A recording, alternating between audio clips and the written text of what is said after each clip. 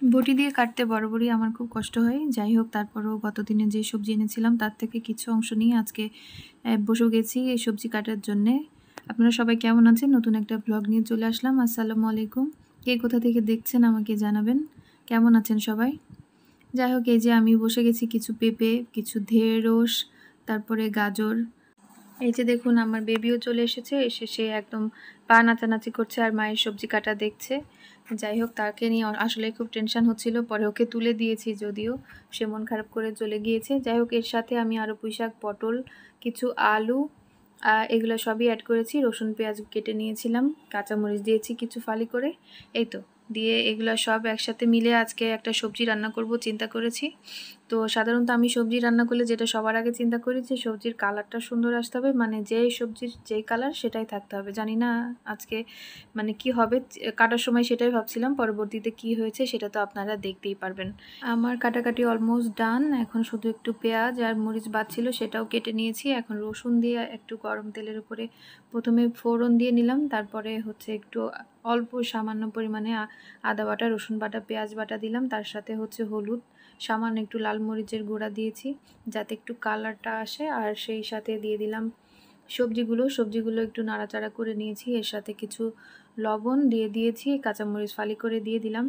দিয়ে এই তো রান্না হচ্ছে। রান্না কিছুক্ষণ এভাবে নাড়াচাড়া করে করে যখন একটু ভাজা ভাজা হয়ে এসেছে, যখন একটু ইয়েটা চলে গেছে, কাঁচা গন্ধটা চলে গেছে সবজির, এরপরে আমি একটু পানি দিয়ে ঢেকে দিয়েছিলাম।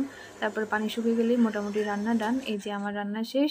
ছবিতে কতটা বোঝা যাচ্ছে জানি না ভিডিওর মধ্যে, কিন্তু আসলে অনেক কালারটা সুন্দর এসেছিল এবং যে সবজির যে কালার সেটাই এসেছিল আলহামদুলিল্লাহ। তো আমার সবজি রান্না শেষ হয়ে গেল। এবার যেহেতু গতদিন অনেকগুলো মাছ এনেছি কিন্তু এখনও মাছ রান্না করা হয়নি, তো আজকে রান্না করে ফেললাম। তো কয়েক পিস রুই মাছ নিয়ে নিলাম, সেই সাথে কিছু এই যে তেলের সাথে মাছ ভেজে নিয়ে তারপরে তেলের সাথে কিছু এই যে পেঁয়াজ বাটা, একটু আদা বাটা এবং হচ্ছে জিরা বাটা দিয়ে দিলাম। তার সাথে লবণ, কাঁচা মরিচ আমি ফালি করে দিয়েছিলাম শেষে, কিন্তু প্রথমে একটু লাল মরিচের গুঁড়া, হলুদের গুঁড়া দিয়ে একটু ধনিয়ার গুঁড়া দিয়েছিলাম। দিয়ে একটু কষিয়ে নিয়ে ভাজা মাছগুলো আবার একটু এর মধ্যে কষিয়ে নিলাম ঝোলের মধ্যে, যাতে মাছের মধ্যে মশলাটা ঠিক মতো ঢোকে। এটা কিছুক্ষণ 5-6 মিনিট মতো রেখে মাছগুলো আবার তুলে রেখে দিয়েছি। তুলে আলাদা করে সাইড করে রেখে দিলাম এপিট ওপিট করে ঝোলের মধ্যে নাড়াচাড়া করার পরে। তো এইভাবে মাছটা কষিয়ে নিলে আমার যেটা মনে হয় যে মাছের মধ্যে যেহেতু ঝোলগুলো ঢোকে তো স্বাদটাও বেশ ভালো হয়।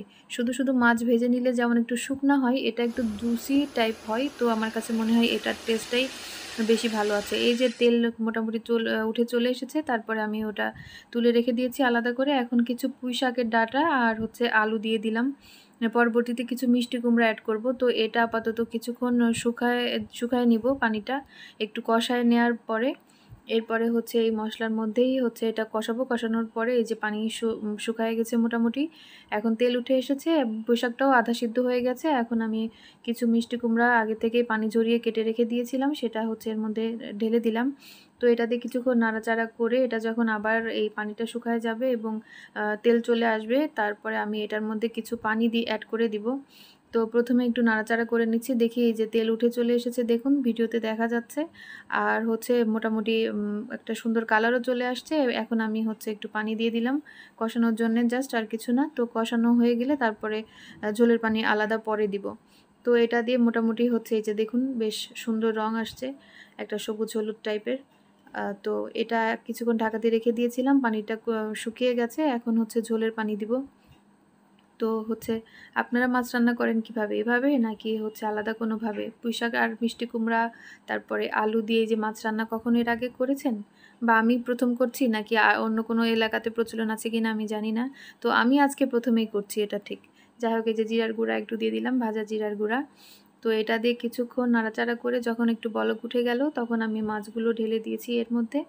তো মাছটা যে এপিট ওপিট আবার করে দিচ্ছি যাতে আরও বেশি কিছুক্ষণ হচ্ছে ঝোলটার মধ্যে মাছটা থাকে এবং মাছের মধ্যে আর একটু ঝোল ভালো মতো ঢুকে। তো এটা একটু নাড়াচাড়া করছিলাম, বারবারই একটু ঢেকে দিচ্ছিলাম, আবার একটু নাড়াচাড়া করছিলাম। এইভাবে মোটামুটি যতটুকু আমার ঝোল প্রয়োজন ঠিক ততটুকু পর্যন্ত আমি এটা নাড়াচাড়া করব। এর মধ্যে আমি লবণটা চেক করে নিয়েছি, লবণও ঠিক আছে আলহামদুলিল্লাহ। তো এই হচ্ছে আজকের রান্না, মোটামুটি এটাই ছিল। যাই হোক, আমার রান্না শেষ হয়ে গেল। আজকেই প্রথমে এভাবে মাছ রান্না করলাম এবং খুবই মজা হয়েছিল আলহামদুলিল্লাহ। এর মতো এখানেই বিদায় নিচ্ছি। সবাই ভালো থাকবেন। আল্লাহ হাফেজ।